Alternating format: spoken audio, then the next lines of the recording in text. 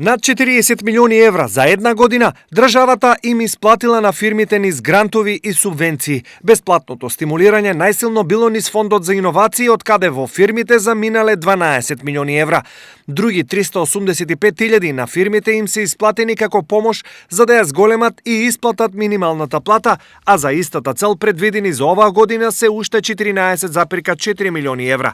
Со новиот закон за финансиска подршка за инвестиции, извозно ориентираните фирми добиле 3,12 милиони евра. Парите треба да ги вложат во технолошки развој, да го зголемат бројот на вработени, нивните плати, но да ги подобрат и условите за работа.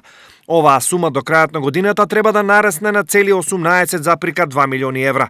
Министерството за труд и социјала преку различни програми со Агенцијата за вработување спроведувале преквалификации и доквалификации со што се исплатени над 1 милион евра.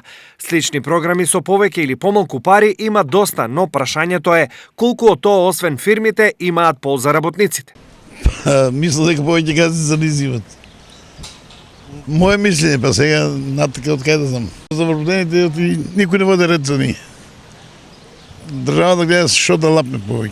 Газите тоа не го дават. Парите што ги земат тоа на државата си ги користат за нив, за нивни приход. А иначе треба точно да ми ги дават тие како се тие субвенции без пари, значи треба да се покачат платите, едноставно. Јас мислам дека за нив ништо не останува злато. Се е у корист на големи. Ваквите одговори се очекувани зашто речиси нема доделени државни пари, а при тоа да нема и некаков скандал или незадоволство. Последно кое се уште се памти е распределбата на милионите од фондот за иновации.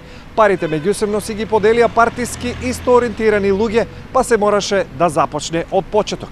Во меѓувреме, државата со пари ги части и странските компании во тир зоните. За нив лани само по некои основи били исплатени над 20 милиони евра за нивните 12.500 вработени, што е по околу 3.200 евра по човек на годишно ниво. Инаку, најмногу од странските инвеститори вработува Adient Seating или попознатиот како Johnson Control во Штип, и тоа 2099, Gentherm Прилеп 1526, Keysafe System Кичево 1452 вработени, Леар Тетово 1378 и Adient Automotive Струмица 1253 вработени. Сите овие, секако и останатите, секоја година од државата добиваат разни субвенции, но колку завршуваат кај работниците е најважното прашање на кое одговорот тие што треба редовно го избегнуваат.